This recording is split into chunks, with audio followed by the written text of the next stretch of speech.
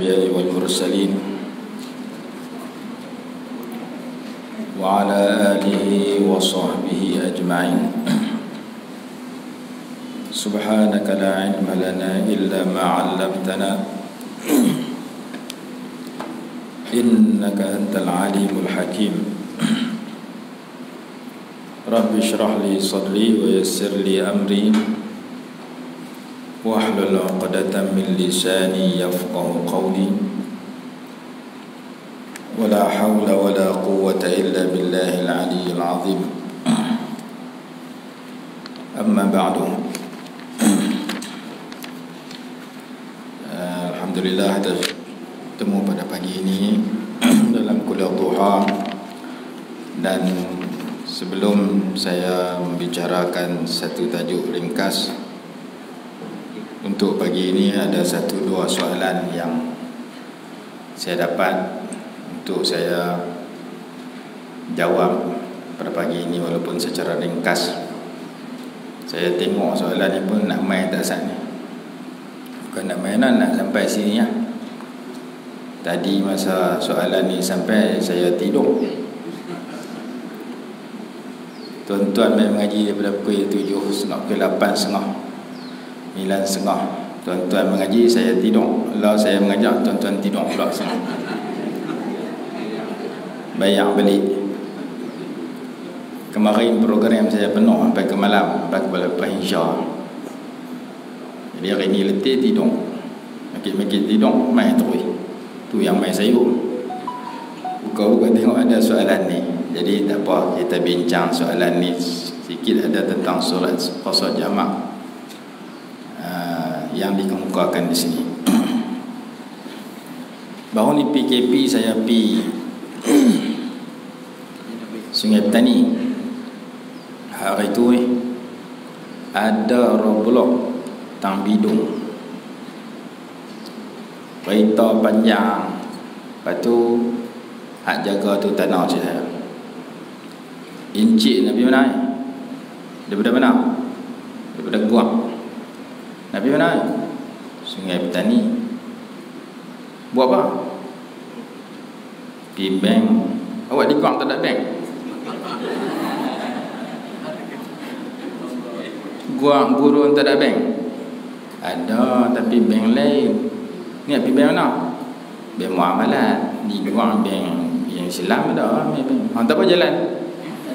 Jadi saya nak abang nak kereta banyak belakang. Tak boleh saya jawab panjang-panjang, jawab pendek-pendek . Ni kita nak mengajar banyak aja, jadi saya jawab pendek-pendek. Kita mengajar dia pula. Jadi soalan yang pertama dia tanya, berapa harikah diharuskan untuk sembahyang qasar jamak bagi seorang yang bermusafir? Jadi seorang yang nak bermusafir, jawapan ringkas dia 3 hari sahaja.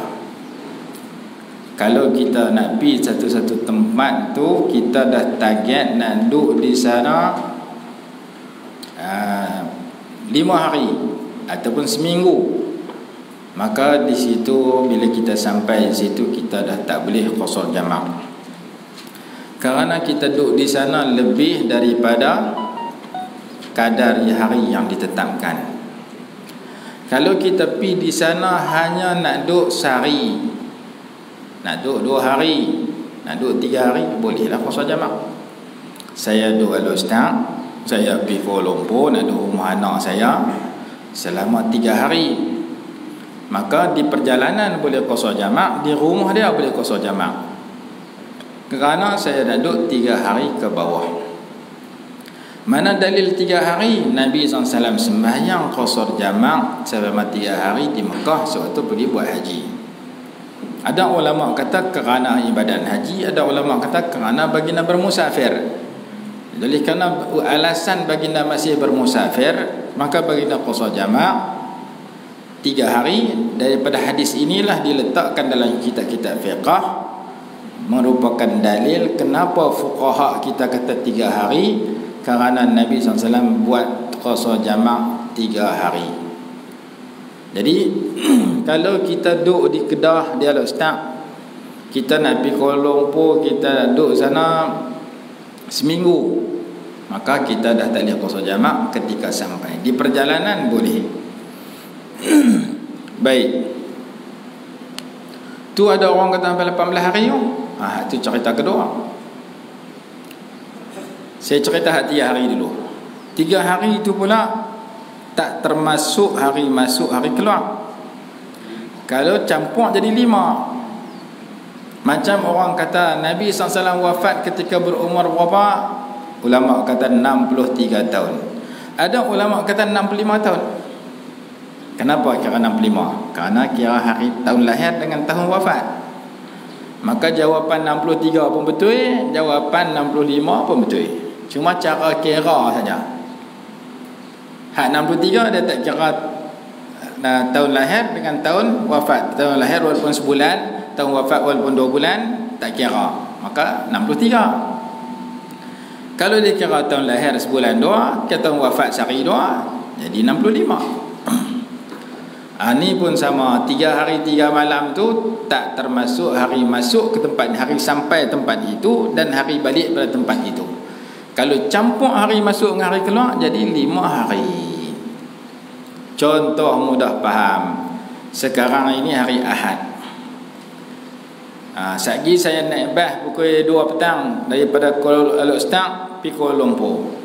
Pukul 2 nak sampai sana pukul 6 jam.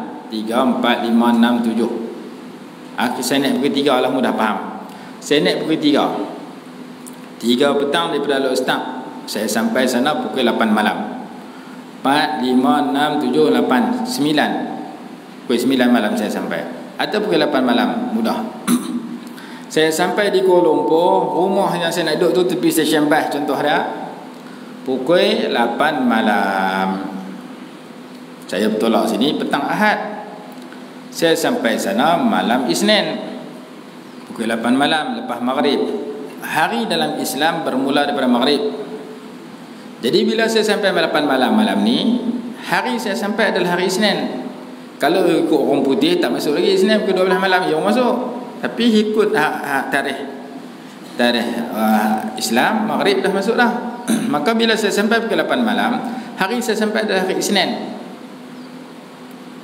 Saya nak balik pada sana hari Isnin tak kira. Saya nak duduk sana Selasa, Rabu, Khamis.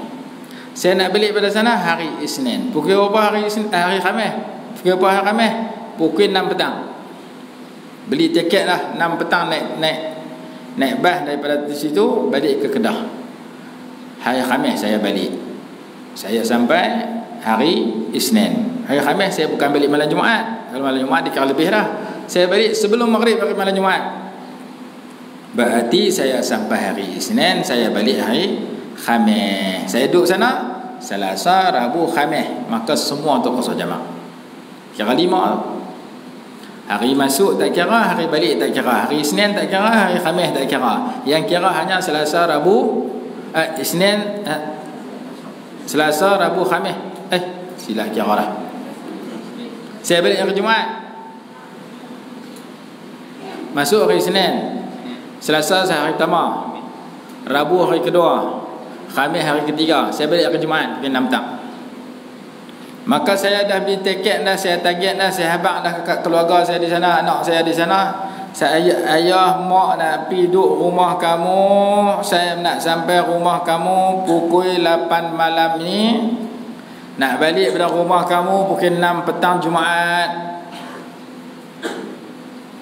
Malam ni malam Isnin. Isnin tak kira kerana hari masuk, Jumaat tak kira kerana hari balik.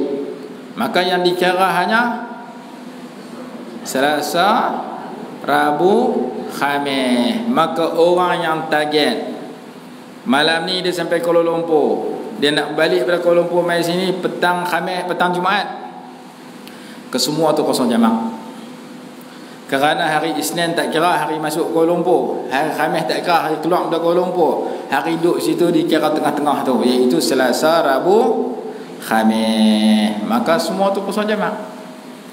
Tapi kalau saya habaq dah kat dia, saya nak balik malam Sabtu, tiket pukul 8 malam, dah lebih pada 3 hari dah. Dia kira campur tu jadi 4 jam 2 jadi 6. Tu tak boleh. Jadi mudah kita ingat, kalau saya target nak duduk di sana lebih pada 3 hari, kalau 100% hari tu, ataupun lebih pada 5 hari, bila dibilang hari masuk dengan hari keluar tempat itu, masuk mana masuk tempat tu, keluar pada situ, maka saya tak boleh qasar jamak. Saya target nak balik malam Sabtu, saya target nak balik hari Sabtu, saya target nak balik hari Ahad, saya nak target lebih pada tu, semua tak boleh qasar jamak bila sampai. Dalam perjalanan saja qasar jamak. Dalam perjalanan singgah di Ipoh, singgah di Sungai Perak, qasar jamak. Masuk saja sana tak boleh, kerana saya dah beli tiket, saya dah habaq kat tuan rumah, saya nak balik malam Sabtu daripada sana mai. Saya nak balik pukul 7 malam, pukul 8 malam Sabtu nak balik mai sini. Jadi kalau saya sampai malam ni di sana, saya hanya boleh qasar jamak kalau saya akan balik sebelum maghrib hari Jumaat, hari Jumaat. Sebelum maghrib malam Sabtu, tu saja. Tu sepanjang-panjang, paling panjang qasar jamak. Kalau target dah nak duduk seminggu, nak pergi kursus seminggu, sampai dah tak boleh dah masa seminggu. Jadi paling banyak 5 hari 5 malam. 5 hari tak termasuk hari masuk hari keluar. Tapi kalau dari segi nas 3 hari. Dalam kitab disebut 3 hari, dan kitab disebut dunal arba'ah, kurang dari 4. Jadi kurang daripada 4, 3. Jangan kita kata 4 hari boleh kot, saya nak duduk 4 hari boleh kot. Tak, 4 hari tak boleh. Kerana perkataan duna tu maksud dia kurang. Tapi orang petua kat orang kadang dia sebut 3 hari, kadang sebut 4 hari. Sebenarnya bukan 4 hari, kurang dari 4 hari. Jadi saya sebut ni waktu yang paling lama sekali untuk kita qasar jamak, kerana kita target dah daripada Al-Ustaz ni, saya nak masuk Kuala Lumpur pukul 8 malam ni, tak kira dah esok, kerana esok hari Senin. Malam ni pukul 8 dah kira hari Senin dah.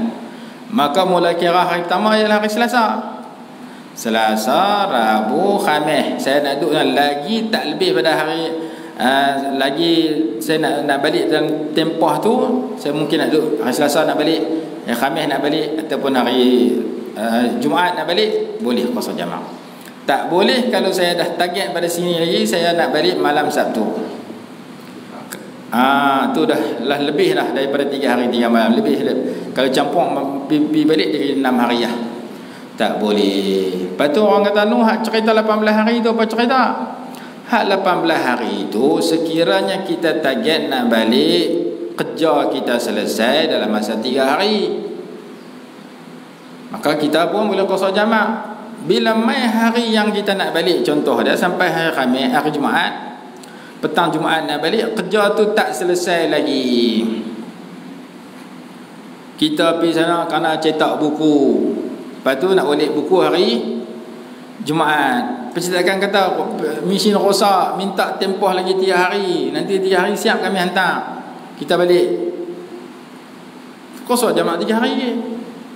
Pergi 3 hari dia kata rosak lagi, tak perbaik lagi, Covid punya pasal, minta tambah lagi 3 hari, nanti dalam 3 hari boleh selesai, tambah lagi dia sampai 18 hari.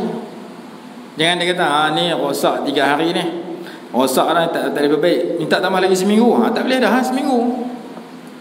Kalau kerja tu tak selesai, ditarget selesai dalam masa 3 hari, silakan qasar jamak. Pergi 3 hari tak selesai lagi, tambah lagi 3 hari, tambah 6 kali tambah 18 hari, qasar jamak 18 hari semua. Kerana dia kira 3 kali 6 18. Bukan dah tak selesai 3 hari, pi kerja kita dah habaq ni, tak 3 hari tak selesai, kami minta lagi 10 hari. 10 hari baru selesai. Bila sebut 10 tak boleh dah, sebab lebih daripada 3. Yang boleh tu kerana dijangka selesai dalam masa 3 hari buat qasar jamak, tiba-tiba tak selesai, dan dijangka lagi 3 hari qasar jamak, tiba-tiba tak selesai, dijangka lagi 3 hari qasar, sampai 18 hari. Bukan direct 18 hari terus. Kalau tu untung kita. Jadi yang kata 18 hari tu dia kira 3 sampai habis. Yang ni payah berlaku zaman lah ni. Pasal selalunya dah ada target dah. Kursus target dah seminggu, 10 hari, sampai saja dah tak boleh, kerana dah dijangka daripada awal 10 hari. Guru pergi raih kertas periksa, kertas periksa ditarget selesai dalam masa 3 hari, raih 3 hari, tak tahu tak selesai. Maka ketua pemeriksaan kata kita tambah lagi 2 hari, kita tambah lagi 3 hari baru selesai. Tak apa 3 hari. Kalau pemeriksa kata kita tambah lagi 4 hari baru selesai, bila sebut 4 ya, berhenti qasar jamak. Masa tu tak boleh qasar jamak dah, kerana kita nak duduk itu lebih daripada 3 hari. Jadi masalah kedua ni ada dalam kitab, tapi dari segi praktik susah, kerana biasanya orang dah tahu target bila nak selesai, tugas yang dia nak lakukan di sana. Tambah tok pergi bela cucu, tentu tahu berapa hari nak bela cucu. Tok kata 3 hari lagi bela besar kau budak ni, aku boleh balik lah. Tak besar 3 hari je, mana boleh, mesti tahu nak duduk berapa bulan bela cucu. Orang nak pergi kursus kan, nak pergi apa, bila kita tahu lebih daripada 3 hari tak boleh. Jadi jawapan dia 5 hari, senang ingat. Kalau kira hari sampai di situ dengan hari balik di situ. Tata cara untuk melaksanakan qasar jamak. Jamak ni dia kena maghrib dengan isya, lohor dengan asar. Ada seorang hamba Allah pergi umrah, masuk waktu maghrib, orang kata dia, jom kita sembahyang maghrib. Dia kata jamak dah maghrib dengan asar tadi. Orang perempuan di hotel, dia kata tak mau sembahyang maghrib lah. Siapa? Tadi jamak dengan asar. Dia regu maghrib dengan asar. Jadi dia ada regu dia, lohor dengan asar, maghrib dengan isya. Kalau jamak takdim, mesti sembahyang lohor dulu baru asar. Kalau jamak takhir, boleh mana-mana dulu. Lohor dulu boleh, asar dulu boleh. Sembahyang asar dulu, betul sembahyang lohor. Sembahyang lohor betul sembahyang asar.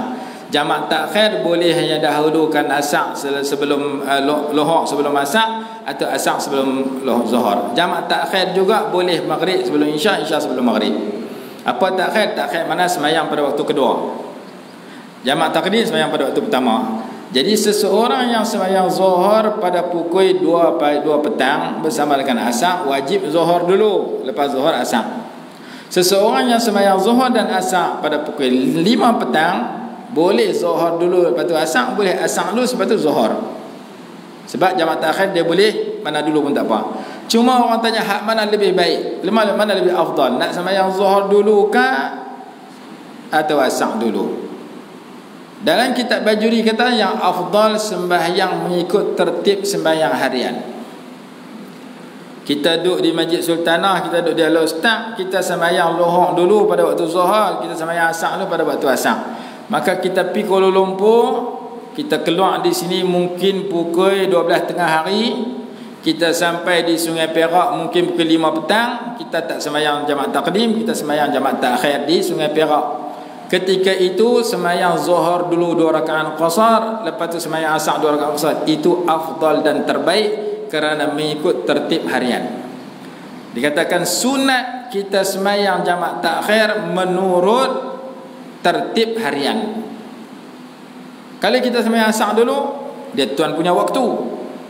Kalau kita sembahyang zuhur dulu, hari-hari lohor dulu berpuasa. Maka Imam Bajuri cenderung kepada pendapat sembahyang zuhur dulu 2 rakaat qasar, lepas tu sembahyang asar pula 2 rakaat qasar. Jadi senang ingatlah. Kalau kita sembahyang jamak takdim zuhur asar, sembahyang jamak takhir pun zuhur asar. Sembahyang jamak takdim wajib maghrib dulu lepas tu isya, sembahyang jamak takhir afdal maghrib dulu lepas tu isya. Kerana mengikut tertib. Walaupun kita tidak menafikan ada pendapat kata yang insya-Allah waktu maghrib kerana ni tuan punya waktu, tetapi pendapat tu boleh diamalkan. Dan yang dari segi afdalnya, Imam Bajuri kata afdalnya tertib harian. Itu satu masalah. Yang kedua, jamak takdim ni wajib berturut-turut. Kalau kita senggang masa lama, putus berturut-turut, maka tak boleh jamak dah. Lepas sembahyang zuhur, mangkit qamat, terus sembahyang asar. Jangan lepas sembahyang zuhur wirid dulu, sembahyang ba'diyah dulu, lepas tu baru sembahyang asar, tak boleh. Putus mualat mana berturut-turut. Wajib berturut-turut dalam jamak takdim. Jamak takhir sunat berturut-turut.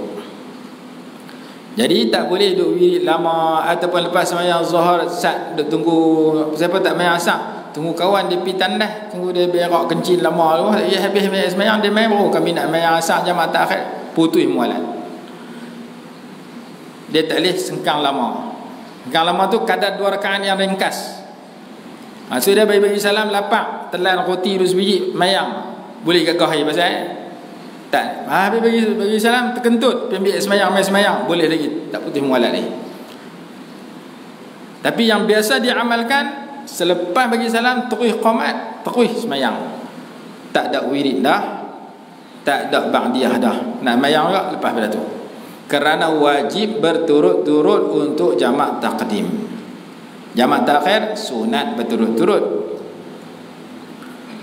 Jamak taqdim dia kena wajib berturut-turut. Kalau diselang dalam masa yang lama, putus mualat, putus berturut-turut tu, maka nak buat juga kena ulang lagi. Zuhur lepas tu asar. Kalau kita musafir, kita singgah sembahyang Jumaat, maka kita jamak taqdim dengan Jumaat.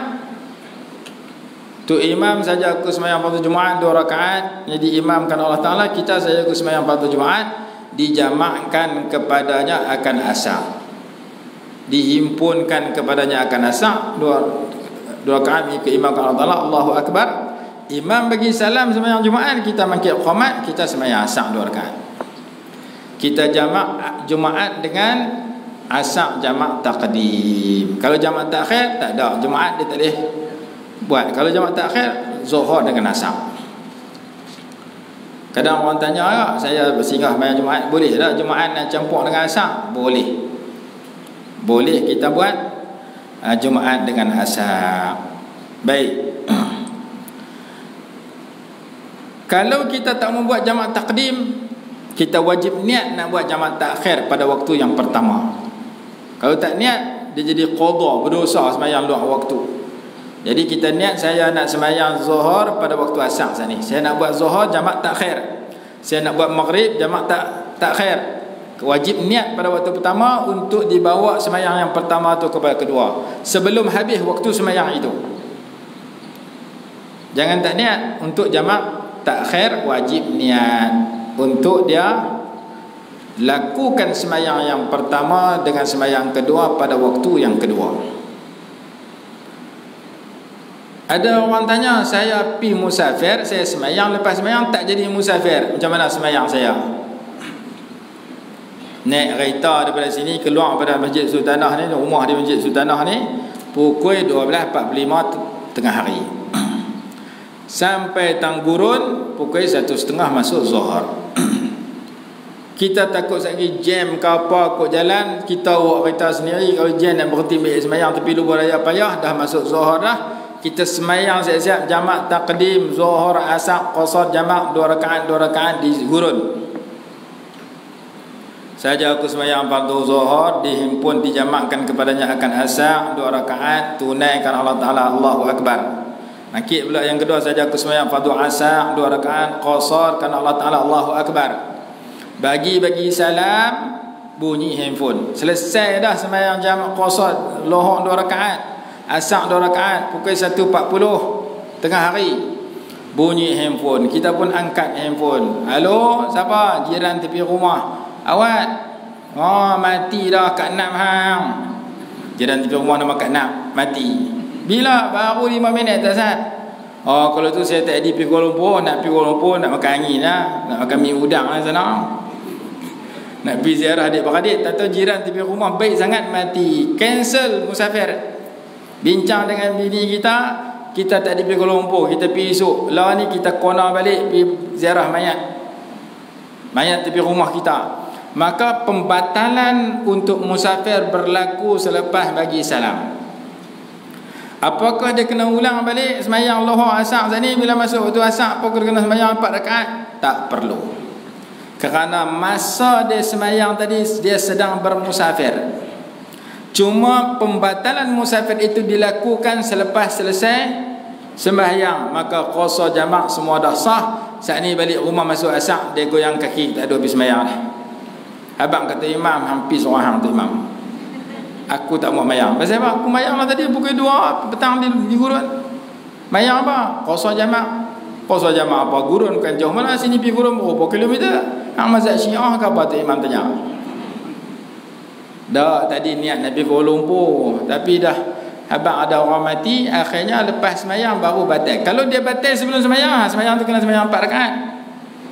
Kalau dia membatalkan niat dia nak musafir tu sebelum semayang, baru ambil semayang, orang telefon kata jiran mati, maka dia kena semayang Zuhur 4 rakaat, asar tak boleh jamak, jadi masuk asar semayang di rumah dia balik. Tapi oleh kerana pembatalan musafir itu berlaku selepas selesai semayang, maka dia tak perlu ulang balik semayang itu. Kalau nak ulang pun hukum dia sunat. Yang ni kalau dia membatalkan. Hak orang tanya bukan pasal batal, hak orang tanya dah semayang dah, dia balik naik bas daripada Kuala Lumpur, dia semayang siap-siap dah pukul di Bukit Merah Zuhur dengan asar jamak takdim, ataupun dia semayang siap-siap qasar jamak di Juru dalam perjalanan, jamak takdim pukul 2 petang, semayang Zuhur asar di sana. Daripada Juru balik Melok Stang baru berapa jam? 2 jam contoh dia. Jadi dia dah semayang pukul 2 petang, Zuhur 2 rakaat qasar, asar 2 rakaat qasar, dia sampai rumah dia pukul 4 petang. Asar tak masuk pukul 5, pukul 4.45 masuk asar. Dia penin, aku nak kena qada, nak kena ulang semayang asar ke tak? Pasal apa? Pasal asar masuk aku dah duduk di rumah. Aku dah semayang asar dah tadi di Juru 2 rakaat. Jawab dia, tak wajib ulang, lena terus semayang dah. Kalau dia ulang juga, hukumnya sunat sahaja. Kerana masa saya semayang Zuhur dan asar tadi, saya sedang bermusafir, maka tanggungjawab asar saya dah buat. Asar di sini saya tak perlu ulang dah, kerana saya semayang awal pada orang, sebab saya dapat keringanan hukum itu. Sama seperti orang yang semayang tarawih waktu maghrib ketika bermusafir.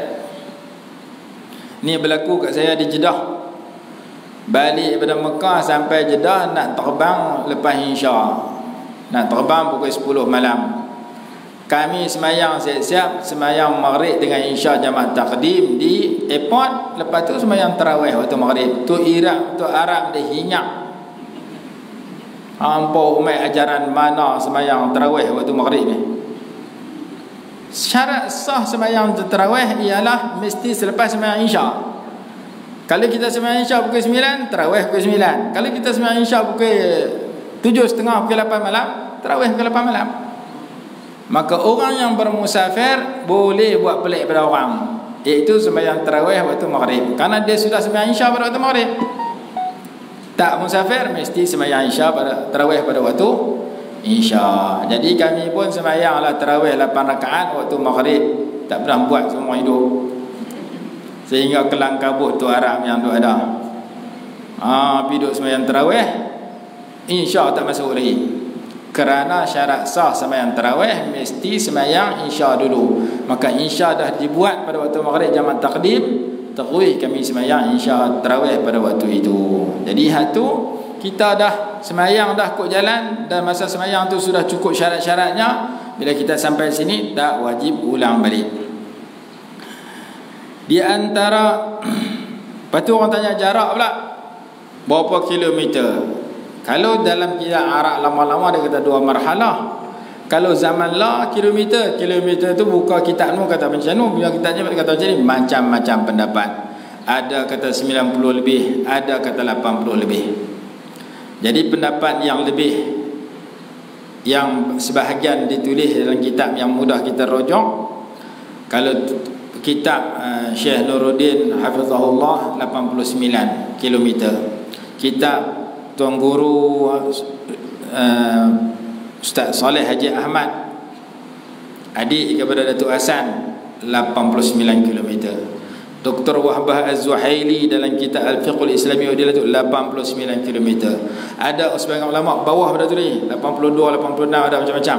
Ada kata 90, 91, 92, macam-macam. Jadi kalau nak ambil yang 2-3 orang saya sebut Hasan, maka jarak yang tengah-tengah 89 km ke atas. 89 km pergi sahaja, bukan pergi balik. Campur pergi balik Sungai Petani boleh tak? Pi Sungai Petani 60 balik 60 120 lah. Pi saja 89 km. Di dalam perjalanan seseorang itu berniat untuk solat jamak takhir, contoh menunaikan zuhur dalam waktu asar, tiba-tiba berlaku perkara yang tak dapat dielakkan sehingga habis waktu asar, adakah solat tersebut diqada secara sempurna atau secara qasar? Jadi kita dibolehkan qasar dan jamak selama kita bermusafir. Kalau kita tinggal semayang pada waktu musafir dan kita qada pada waktu musafir, maka silakan qasar jamak. Saya naik bas daripada Alor Setar nak pergi Kuala Lumpur. Saya naik pukul 12 tengah hari. Jadi bas tak berhenti langsung waktu zuhur. Nak berhenti semayang tak boleh. Saya niat nak buat jamak takhir waktu asar.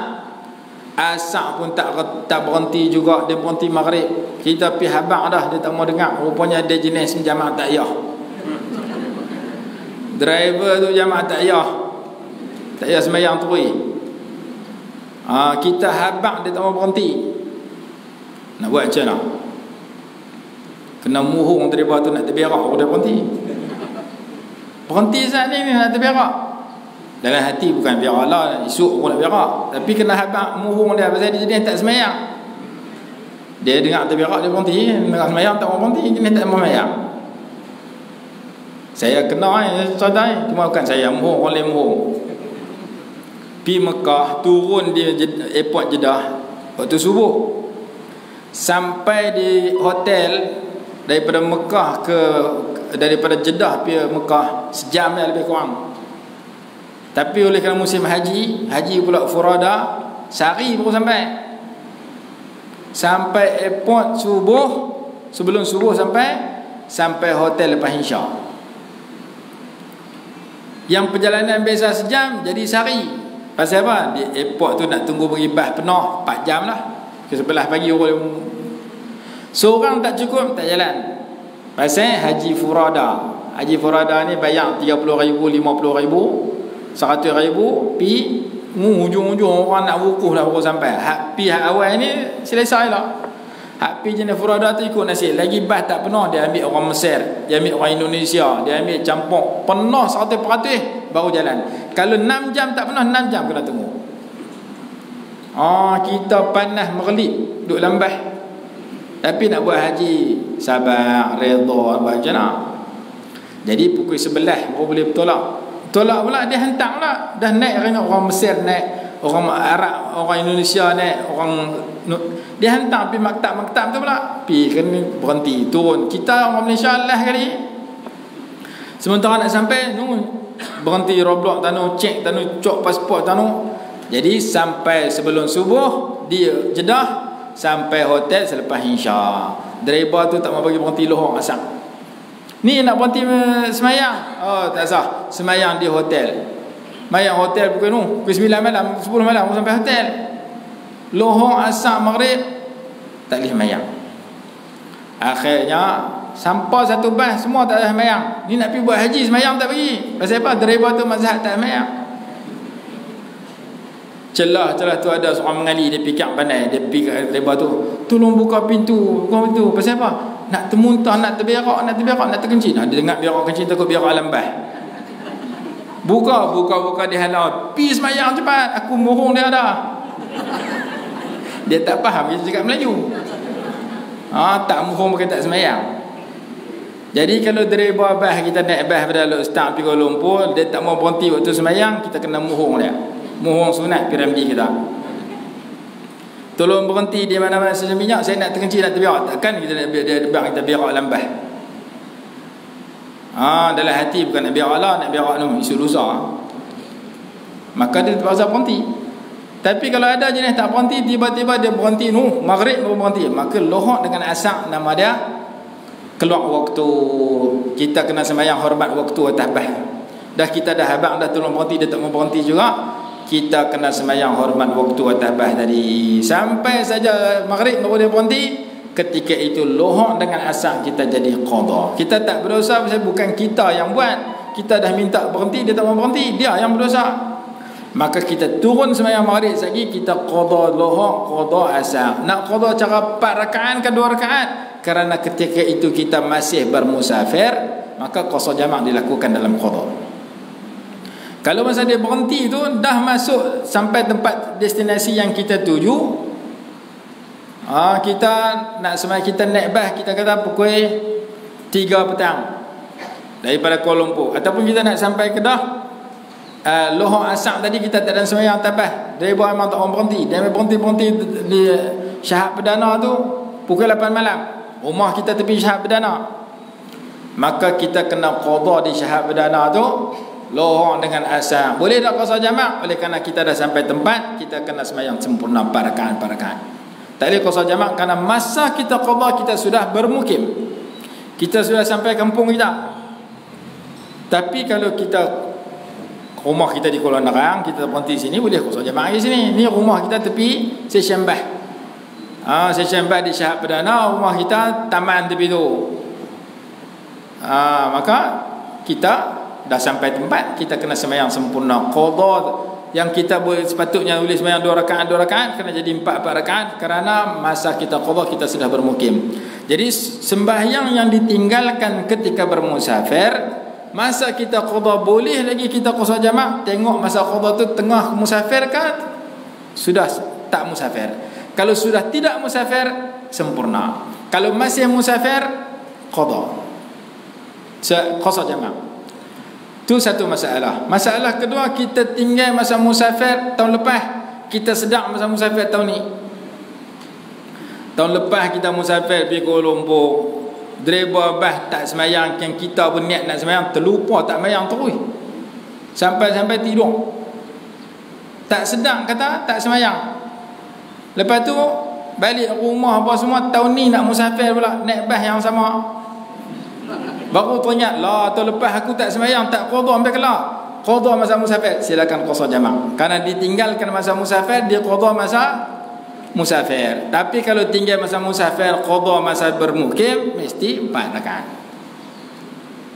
Tak berdosa pasal lupa semayang, tak berdosa. Lupa makan, naya. Kalau lupa puasa, boleh makan, untung. Lupa kata puasa, main time tengah hari lupa kata puasa, makan sepinggan baru sedap puasa balik, itu untung. Jadi kalau terlupa semayang tak berdosa, kerana kita terlupa, kita sedang, kita qada. Jadi jawapan dia, sembahyang yang ditinggalkan ketika bermukim, kita nak qada tengah musafir, mesti 4 rakaat, tak boleh qada jamak. Sembahyang yang ditinggalkan ketika musafir, qada masa mukim, mesti 4 rakaat, tak boleh qada jamak. Yang boleh qada jamak, sembahyang yang ditinggalkan ketika musafir dan diqada pada masa musafir juga. Sama ada musafir itu sendiri ataupun musafir waktu lain. Seperti saya buat contoh Azad, musafir tahun lepas, teringat tahun ni, tak apa, 10 tahun lepas musafir, lari baru ingat, qada waktu musafir. Kalau qada di rumah, mesti sembahyang sempurna dan tamam.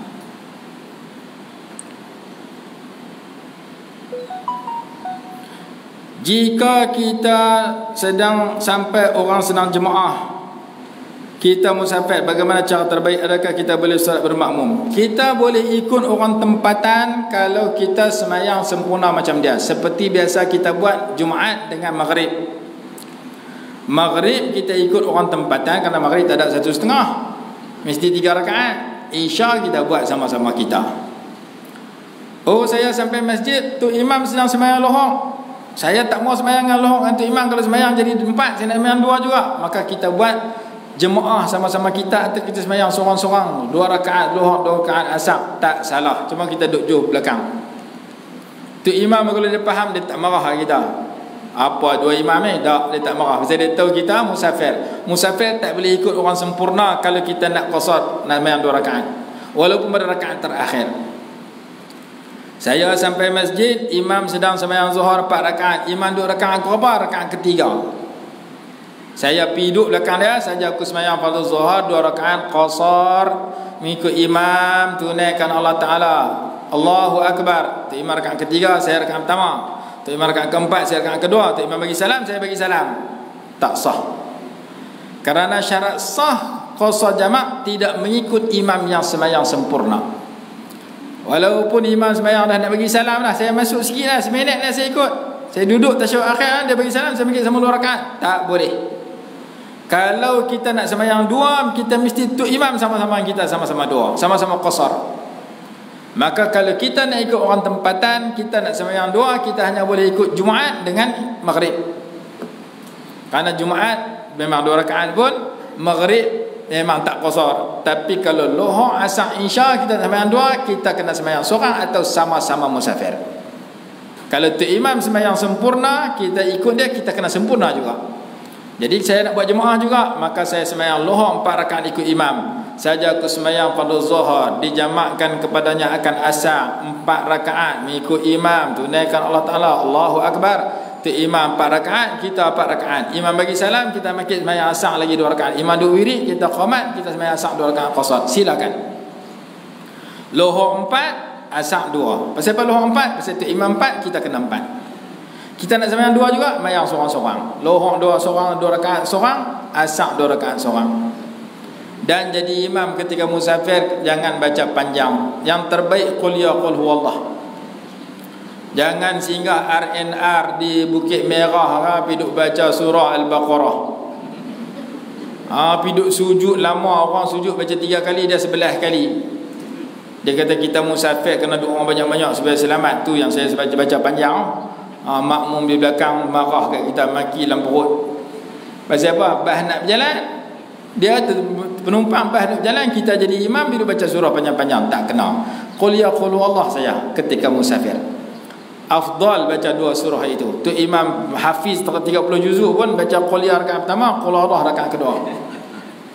Hak ni memang kita doa mai, tak musafir pun duk puluh nak tua, musafir lagi lega. Jadi ceritanya ketika bermusafir, hendaklah kita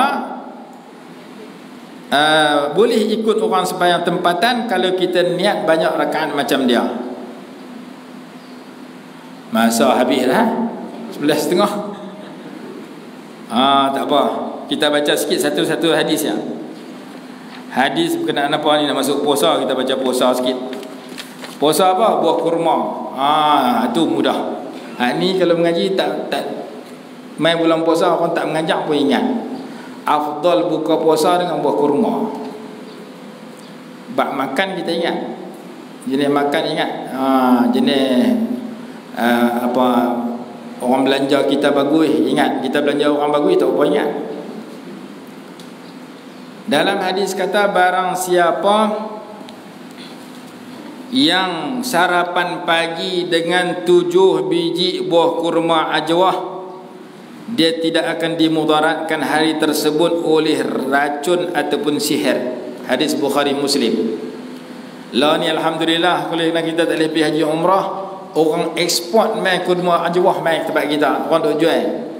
Kalau di antara kelebihan kurma ajwah, siapa menyerok pagi dengan buah kurma ajwah ketika perut kosong, jangan makan lain lagi, 7 biji, hari tersebut dia akan jauh daripada racun dan sihir. Kalau orang bagi racun tak mudarat, kalau orang hantar santau sihir tak mudarat. Mungkin ada adik-beradik kita kena santau, berubat dengan kurma ajwah, makan kurma ajwah. Saya baca hadis Bukhari dan Muslim. Hadis Bukhari 5445, hadis Muslim 2047. Man tasabbaha, barang siapa yang di pagi hari, bisab'i tamarati ajwah, dia sarapan pagi ketika perut kosong, makan dengan 7 biji buah kurma ajwah, lam yadurruhu dhalikal yawma summun wala sihrun, tidak memudaratkan akan dia pada hari itu oleh racun dan sihir. Sihir ni kadang-kadang jenis santau apa semua tu. Mudah-mudahan kita tak kena sihir. Kalau kena pun mudah-mudahan dapat dirawat dengan berkat buah kurma ajwah. Itu satu hadis Bukhari Muslim. Hadis yang kedua, hadis Imam Muslim, inna fi ajwatil aliyati shifaan aw tiryaq awal al-bukra ala riq. Sesungguhnya pada ajwah jenis aliyah, di Madinah ada ajwah saja, ada ajwah aliyah. Aliyah ni satu kawasan di Madinah, tempat tu ajwah yang terbaik di Madinah. Nabi SAW tanam pokok ajwah di situ. Nama dia Al-Aliyah, nama kawasan.